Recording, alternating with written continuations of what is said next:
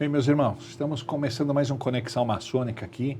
Hoje nós estamos recebendo nosso irmão Fernando Okubo, Fernando Augusto Okubo de Andrade. Para nós só Fernando Okubo, né, Fernando? Que é o Procurador-Geral do Grande Oriente do Brasil. Bem, eu queria pedir para você fazer um resumo da sua história no Grande Oriente do Brasil, começando aqui pelo GOB São Paulo até onde você está hoje. Sim. Para a gente poder depois dar sequência no nosso bate-papo aqui. Claro. É um prazer estar aqui com você, eminente irmão Roberval, querido grão-mestre do Grande Oriente do Brasil, São Paulo. É um prazer estar nessa casa, com todos os irmãos. A minha trajetória, eu entrei na maçonaria jovem, universitário ainda, acadêmico de Direito, na Fraternidade Acadêmica Piratininga, onde eu pude ser instalado como venerável mestre, ocupei esse cargo por 2 vezes. Mas a minha carreira jurídica no Grande Oriente do Brasil, São Paulo, ela começou quando eu fui nomeado como juiz do Tribunal de Justiça do Grande Oriente do Brasil, São Paulo, juntamente com outros valorosos juízes, irmãos, e nós tivemos orgulho de ser os fundadores daquele tribunal no ano de 2018, quando o Grande Oriente do Brasil, São Paulo, essa potência maravilhosa, surgiu. E ali judicamos até o ano de 2023, quando fomos chamados para ocupar o cargo de Procurador-Geral do Grande Oriente do Brasil, lá em Brasília. A nossa principal preocupação hoje, e naquela época também, nós visualizamos algumas situações que, em tese, na teoria, não deveriam ocorrer com tanta frequência. Que esses atritos com os irmãos, a desobediência dos preceitos maçônicos pelos irmãos, onde nós tivemos uma surpresa de que existem irmãos que ferem os preceitos maçônicos e com uma certa frequência ainda, e aí a gente entendeu a importância dos tribunais, lembrando que nós estamos num sistema tripartite, onde existe o poder legislativo, o executivo e o judiciário. No Grande Oriente do Brasil, portanto, na esfera federal, da mesma forma, nós temos 3 esferas de poder: o legislativo, representado pela soberana Assembleia Federal Legislativa, o judiciário, representado pelos tribunais superiores, o Supremo Tribunal Federal, que é o equivalente ao Supremo Tribunal Federal aqui na sociedade civil, temos o Superior Tribunal de Justiça, o Superior Tribunal Eleitoral e a nossa Procuradoria, que atua nesse âmbito. Quanto à questão da transgressão aos preceitos maçônicos, isso nos causou uma certa surpresa, porque a gente sempre volta a conversar sobre os preceitos maçônicos básicos. Eu tive a oportunidade de falar outro dia a respeito desse tema, e nós abordamos a questão do juramento, o juramento que o maçom presta de obediência aos preceitos legais, a legislação do Grande Oriente do Brasil, e isso tudo parece que fica arquivado em segundo plano. E nós notamos então que alguns irmãos, eles têm essa vontade de pensar por si próprio, não respeitar a legislação e transgredindo, aí entra a atuação do Poder Judiciário e do Ministério Público. Então, esclarecendo o que é para mim, Fernando, a atuação do Ministério Público Maçônico. O Ministério Público Maçônico, ele tem, em que pese, se todos os irmãos ouvirem a palavra pelo Ministério Público Maçônico, é o procurador, tem essa pecha de não tão agradável, mas o Ministério Público, eu costumo falar que é o primeiro juiz da causa, assim como os advogados, quando recebem uma determinada demanda dos seus clientes, eles têm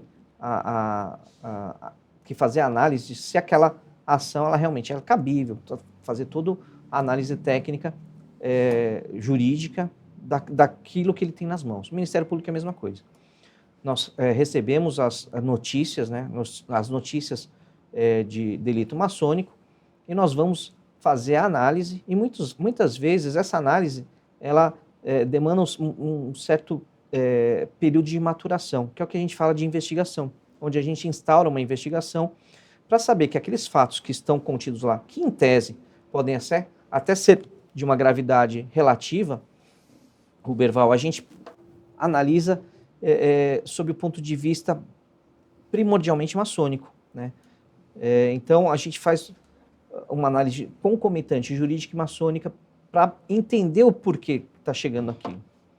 E se a gente não consegue ter essa noção de entendimento, a gente não consegue ter uma visão clara, a gente faz o alargamento da investigação, que é o quê? Nós vamos chamar as partes para conversar, eventualmente quem cometeu o delito a gente chama para conversar, se for o caso, nós ouvimos testemunhas e formamos a nossa convicção, né? Aquela convicção realmente lastreada em fatos efetivamente comprovados. Dentro dessa dinâmica, nós também sempre buscamos o apaziguamento, né? Às vezes tem dois maçons que eles estão num conflito, é uma situação hipotética, mas eles estão em conflitos e nós temos o dever de promover a conciliação. Então, eu diria que hoje um dos maiores desafios do Ministério Público Maçônico, principalmente na esfera federal, é o apaziguamento do Grande Oriente do Brasil, e eu falo isso para os procuradores estaduais, para os oradores, inclusive, que são os representantes do Ministério Público nas lojas. Depois eu vou explorar isso um pouco melhor. Mas a primeira função nossa é o apaziguamento, é tentarmos apaziguar.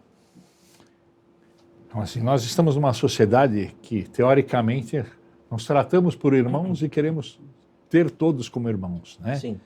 E, de verdade, eu acredito naquilo que a gente fala no comecinho, que nós somos todos iguais. Mas a gente usa uma identificação que é através de paramento. E isso, ultimamente, está fazendo uma diferença absurda, né? Infelizmente. Tem gente que não entendeu que o paramento, você está se mostrando que você está ali voluntariamente para servir a ordem maçônica e não para ser servido. Exatamente. E hoje a gente vê muito isso em todos os poderes, todos, no executivo, no legislativo, no de justiça. Se você pegar na APAEL, a gente tem uma APAEL dividida hoje. Graças, assim, nós temos um apoio muito, muito grande da APAEL. Se eu reclamar da APAEL, eu estou sendo injusto. Mas a gente tem meia dúzia de pessoas lá que tomaram para si problemas de terceiros e tentam fazer justiça com as próprias mãos, prejudicando uma parte da coisa toda. Eles não entendem que o Grande Oriente do Brasil é um só, que o Grande Oriente do Brasil é uma criança, né? Nós temos 6 anos, né? Foi fundado em 2018, nós temos 6 anos, vai completar o 7º ano agora. Isso.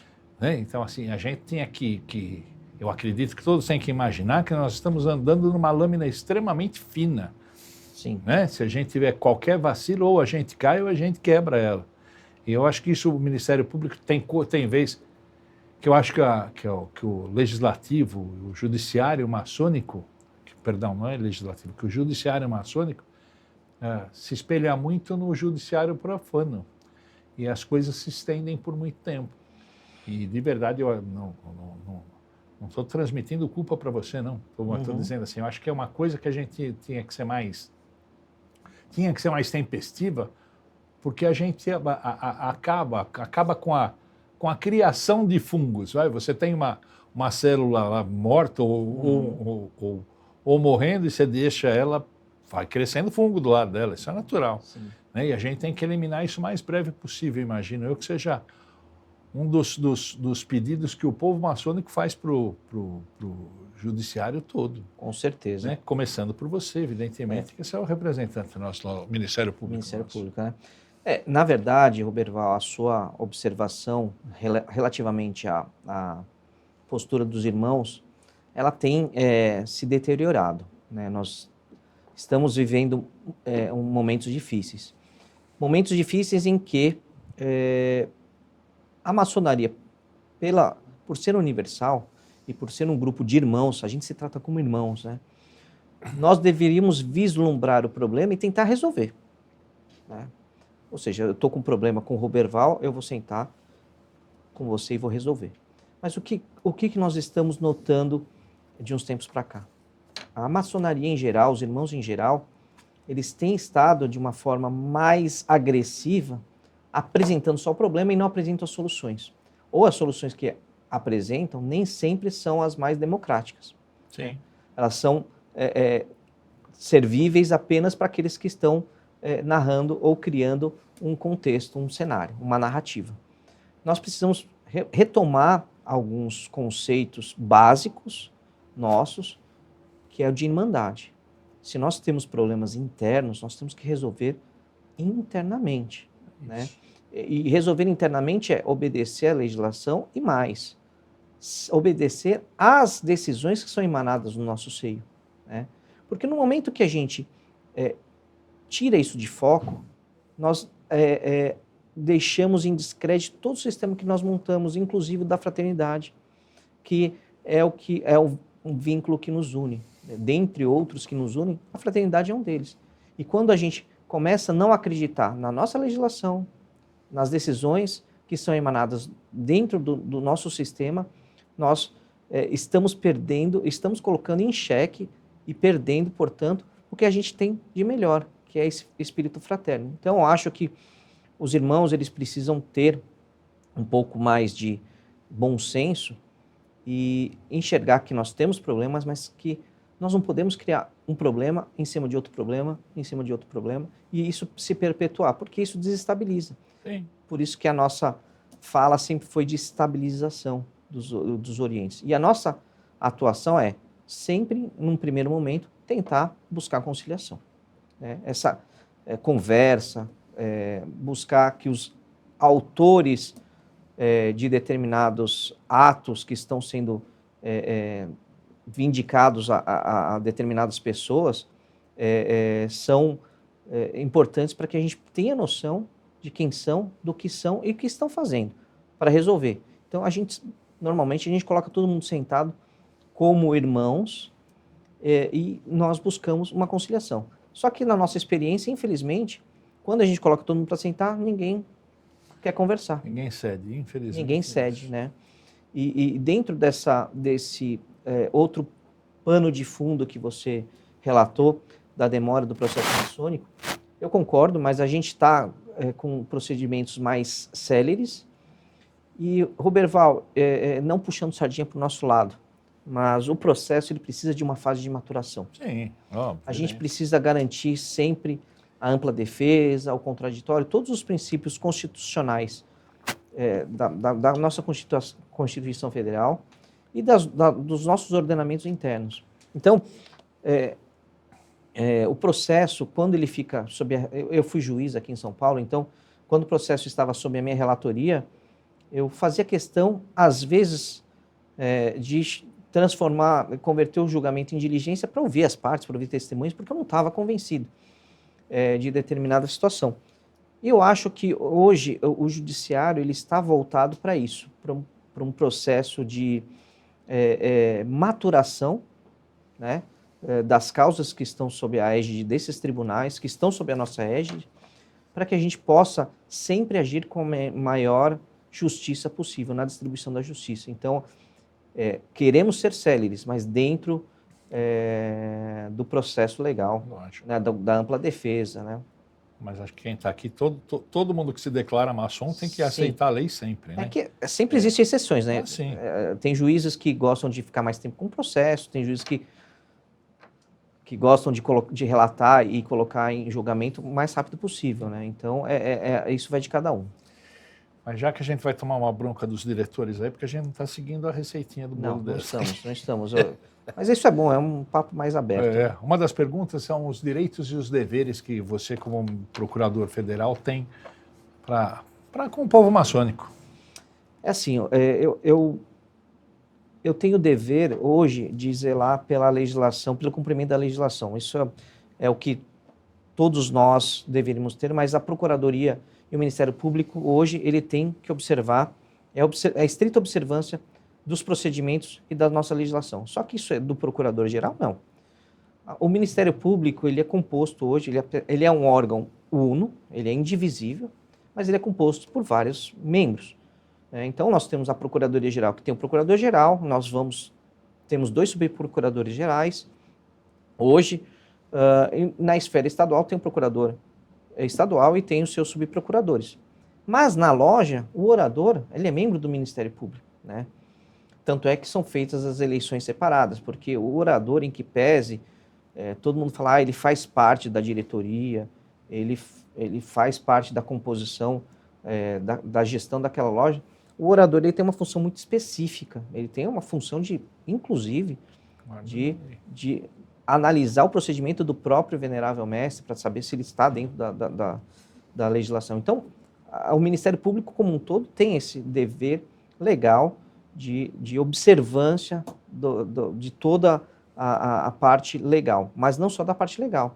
O orador também ele tem uma função bastante específica, que é o cumprimento dos rituais, da ritualística da sessão, né? Isso ele inclusive, ao final, quando ele declara a sessão justa e perfeita, ele tem essa obrigação de estar consciente de que aquela sessão realmente transcorreu dentro dos ditames legais, entendeu? Então, essa é a nossa função. Ela começa, não é do procurador-geral, ela começa lá com o orador, que é o nosso membro nato do Ministério Público, que está lá fazendo um trabalho que eu julgo mais importante de todos, que é dentro da loja maçônica. Eu entendo que a pergunta aqui, você passou o grau loja, passou o grau Estado e chegou lá no Ministério Público Federal. Sim. Então, dentro desse contexto, eu fui orador em loja, né? Já fui orador em loja, saí da loja, a gente sai do nosso meio, onde a gente se sente confortável, que é o quê? A unidade da federação, a unidade federativa, e a gente sai para servir, no caso eu saí para servir o órgão estadual, que é o Grande Oriente do Brasil, São Paulo.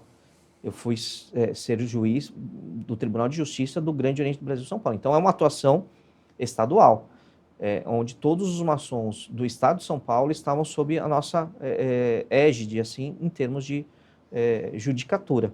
Então eles estavam conosco, estavam debaixo da nossa asa. Quando eu saí do âmbito estadual e fui para o âmbito federal, eu mudei. Eu saí do Poder Judiciário e fui compor o Ministério Público. O Ministério Público ele não é um poder, mas ele é uma instituição.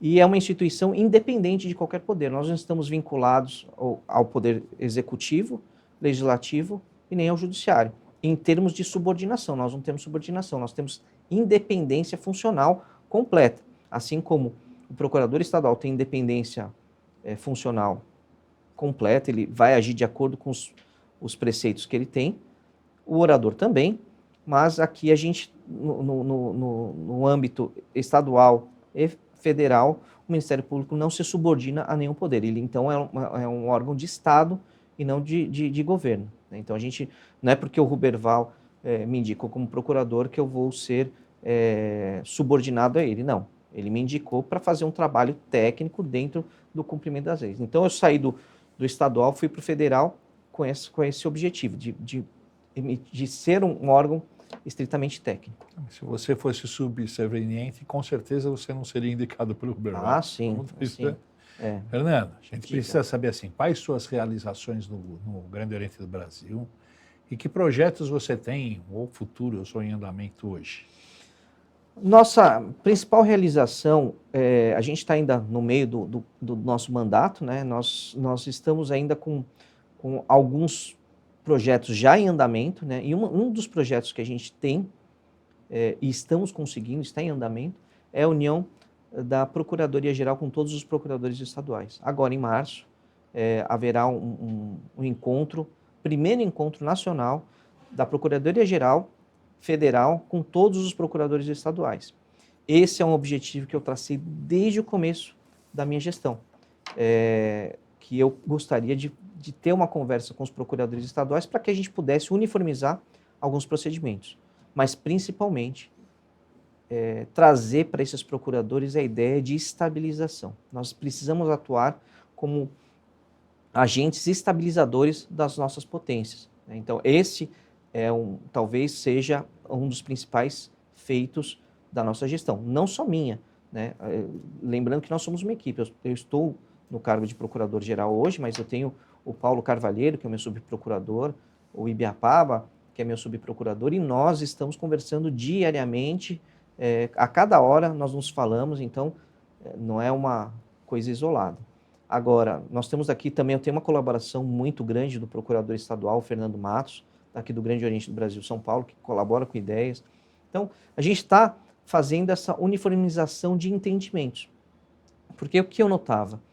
Os procedimentos que eram feitos aqui em São Paulo, em termos de procuradoria, de Ministério Público, não eram feitos no Mato Grosso, e no Mato Grosso do Sul era feito de um outro jeito. Então, para nós, onde canaliza tudo isso em grau de recursos ou, enfim, administrativamente mesmo, quando canalizava isso para a gente tinha diferentes procedimentos para o mesmo fato, né? Não que isso estivesse errado, é porque a nossa legislação ela dá margem para uma conduta diferente. Até porque, como eu falei, o procurador ele tem a sua independência funcional. Então, ele agia de acordo com isso. Então, a gente quer, hoje, traçar alguns caminhos para que a gente possa atuar de uma maneira mais uniforme, né? E um dos projetos que a gente tem ainda, além desse, é de criar um cadastro de irmãos advogados que possam atuar de forma dativa. E eu lhe explico por quê. Quando eu era juiz aqui em São Paulo, eu recebia processos de muitos irmãos advogando em causa própria. Só que não era uma defesa técnica, não era uma atuação técnica, então ficava muito a desejar. E eu, às vezes, espontaneamente, tinha que nomear um irmão advogado para fazer a defesa técnica daquele irmão que estava sendo processado.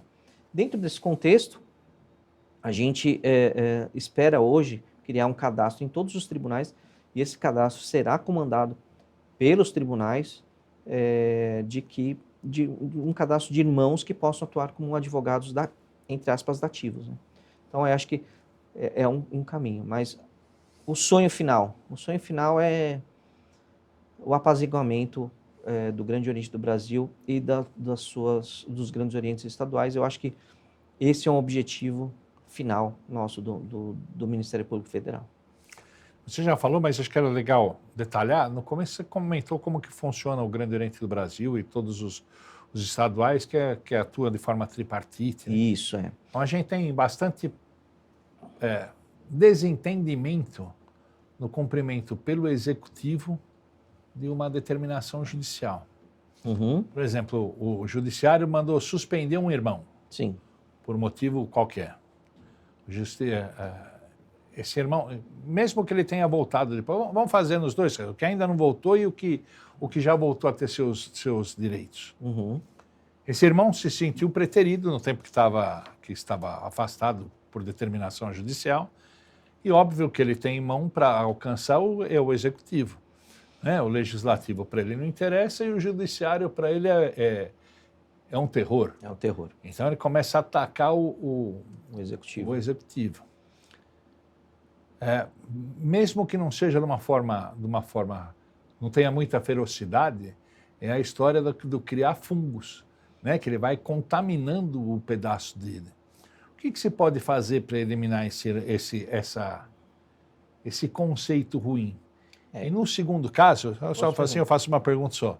No segundo caso, o irmão foi afastado e ainda não conseguiu retomar suas atividades. Mas ele não deixou de atuar politicamente. Então ele vai captando os menos capacitados, ou os que ele tem irmãos que têm poder de convencimento bom, sim, né? Sim, uma boa oratória. Isso, ele vai captando os menos avisados e criando problemas para o Executivo. Convence, por exemplo, irmãos pegar documentos aqui o irmão tem direito de pegar algum documento, pegar aqui e levar para esse irmão que está afastado aí para criar mais cisânia no mercado, para atacar o Grande Oriente, o Executivo Estadual e o Executivo Federal. O que pode ser feito nisso?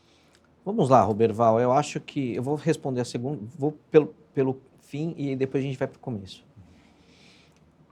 Essa questão que você falou de irmãos que estão afastados, e aí a gente volta para aquela premissa da iniciação que a gente jura, solenemente inclusive, é um juramento solene, que a gente vai obedecer à legislação do GOB, vai reconhecer o GOB como potência maçônica, etc. E daí vão vem os derivados.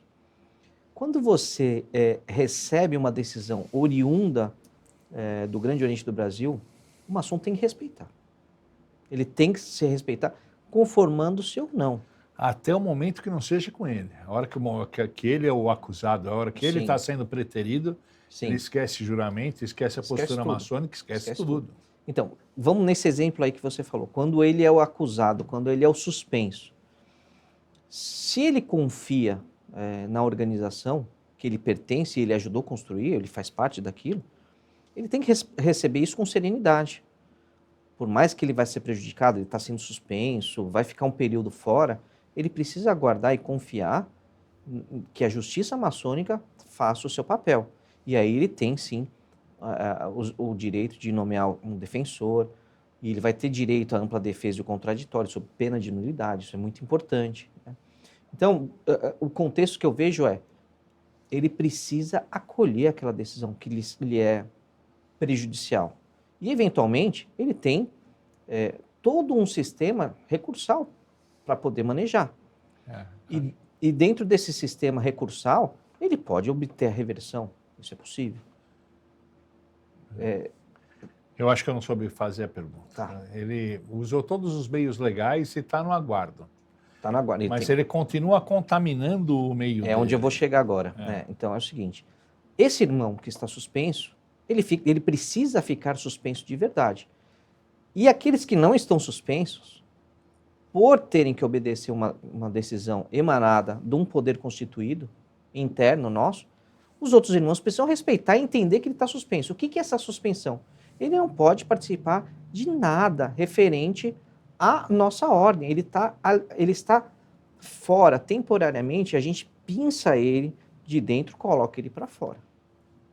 E esses irmãos aqui não podem se deixar influenciar por uma pessoa que está do lado de fora. É a mesma coisa que um maçom se deixar influenciar por alguém que não é maçom, porque naquele momento ele está suspenso. Então, em relação ao cumprimento das decisões pelo executivo, as decisões oriundas dos tribunais, elas precedem de uma análise, ao menos uma análise inicial, se for em sede de tutela antecipada, onde tem uma decisão que antecipa os efeitos da tutela, ou seja, a antiga liminar, né? Onde o tribunal dá um entendimento preventivo, né? Tudo aquilo precede de uma análise do juiz.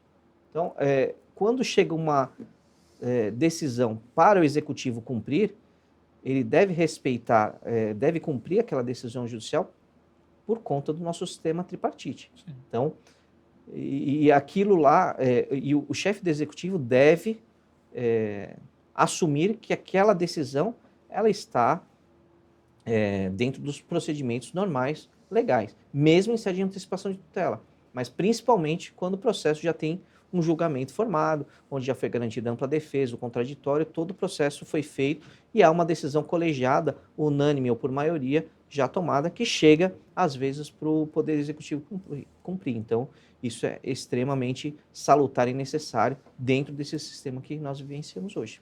Isso mesmo acontece mesmo quando o irmão consegue retornar com seus direitos e continua contaminando, assim, porque se sentiu atacado. Preterido, E o culpado é o grão-mestre. Sim. O culpado é o executivo, sempre. Sim. É porque o grão-mestre ele é a vitrine, né? É a vidraça, vamos dizer assim. Tá, mas com a maioria dos nossos... Não, com a maioria não. Com a abundância de irmãos que operando no direito, principalmente o que opera no direito, devia ter consciência de como funciona isso, não é verdade? Eu sou operador do direito lá fora. Sim. Aqui dentro eu não posso ser o operador de direito porque não me interessa. Sim. Né? Para mim, isso não é o que eu queria para mim. Então, eu vou desprezar tudo que eu aprendi desde a escola, da faculdade, do dia a dia da vida profissional dele, em função dele, porque ele foi o preterido. Né? Então, eu estou aqui bonzinho, mas estou contaminando para que os outros façam um movimento contra o executivo. Isso é absurdo. É estúpido. É estúpido, é burro. É algo que... Por que eu falo que é burro? Porque o cara está tentando contra o próprio sistema que ele aderiu. É isso.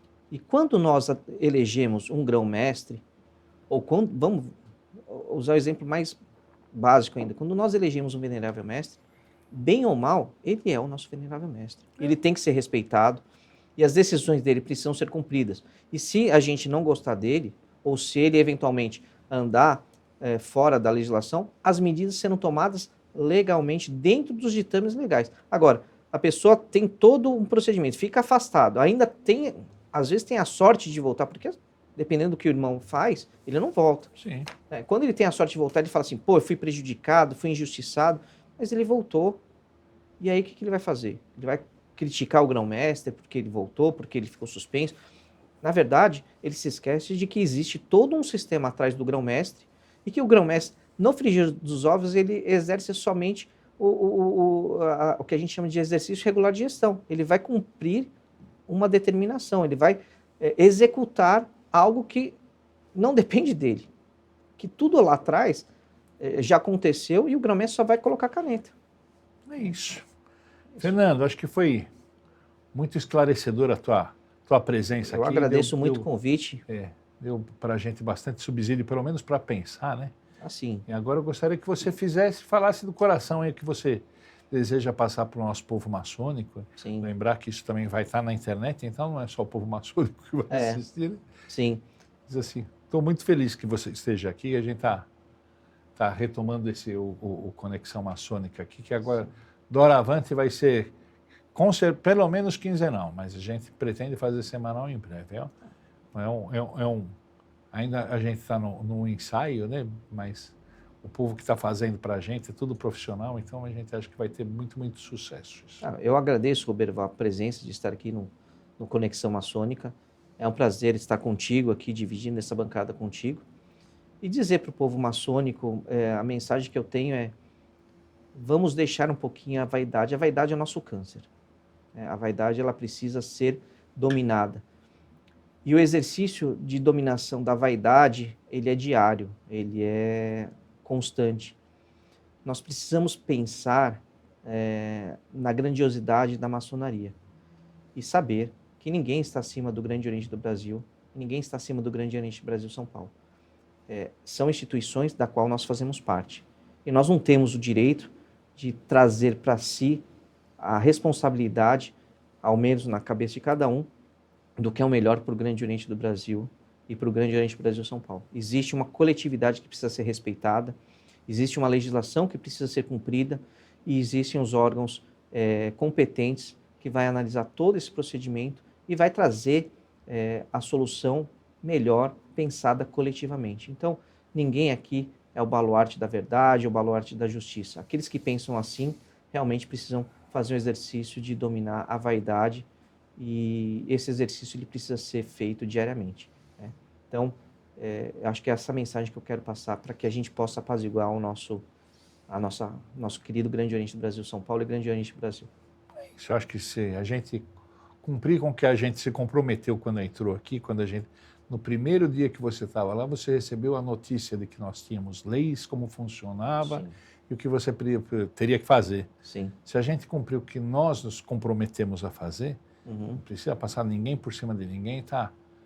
Nós estaremos muito, muito bem na maçonaria. Se bem que o Grande Oriente do Brasil de São Paulo, apesar de tudo que passou, ele é um case de sucesso, né? Hoje nós temos 631 lojas, 17.600 irmãos, temos 11 lojas em regularização e 5 conversando. Eu acredito que nós fizemos um trabalho bem feito e estamos fazendo, né? Óbvio que eu levo meu nome, mas assim, eu tenho mais de 200 pessoas trabalhando, então eu sou o representante, mas sem esse povo todo atrás da gente não se faria nada, né? Não se faria nada. Inclusive você ajudou demais a gente no começo, antes de ir para o Grande Oriente do Brasil lá. Muito obrigado, o Grande Oriente do Brasil está à sua disposição e o Conexão Maçônica está disponível sempre. Me convide que eu virei. Vai. O maior prazer do mundo. Muito obrigado. Um abraço. 10. Um abraço Tchau, a todos. Encerrado.